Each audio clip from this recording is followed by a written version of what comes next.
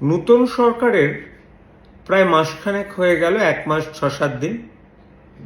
অসম্ভব ভালো কাজ হয়েছে প্রথম দিকে, মানে যেগুলো রাতারাতি করেছেন। কিন্তু একটা জিনিস বুঝতে হবে, তাদেরও যে সাথে 208 জন মানে এমএলএ আছেন, সবাই একরকম নাও হতে পারে। সবাই যে মানে অল্প টাকাতে সন্তুষ্ট হবেন তা তো নয়। আগের আমলে যেমন দেখে সত্যি অবাক লাগছে। কারোর বাড়ির থেকে 98 কেজি সোনা পাওয়া যাচ্ছে, কারোর বাড়িতে টাকা রাখার জায়গা নেই বলে পাট খেতে টাকা রেখে দিয়েছে, এবং ওই টাকাগুলো নিয়ে করবেটা কি? মানুষ কি ওটা নিয়ে স্বর্গে যাবে? সে টাকা যদি সেই লাইফে এনজয় না করতে পারলো বা কোথাও দান না করতে পারলো, সেটুকু টাকা রেখে লাভটা কি? আর কালো টাকার সত্যি কি ভ্যালু আছে?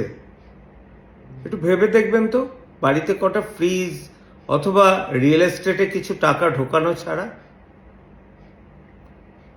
আমার এই কথা বলার উদ্দেশ্য হচ্ছে যাতে নতুন বিধায়কদের মধ্যে এটা না মাথায় ঢোকে আজ থেকে 2-3 মাস বাদে, যে আগের জেনারেশন এত টাকা করেছে, আমরা কেন করব না?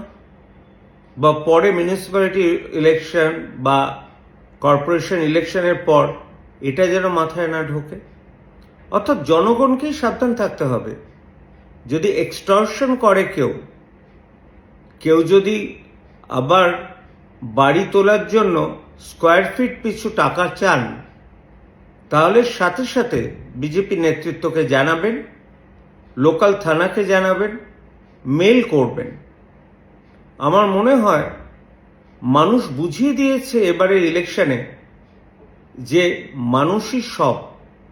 সুতরাং আমরা যারা বিজেপিকে জিতিয়েছি, আমাদের এইটুকু অন্তত থাকা উচিত যে যদি কোনো ভুলভ্রান্তি হয় আগে ধরিয়ে দেওয়া। দেখা যাক কি হয় ভবিষ্যৎ, সেটাই বলবে। শুধু জনগণ যেন সতর্ক থাকেন, যেন ভুল পথে না পরিচালিত হয়।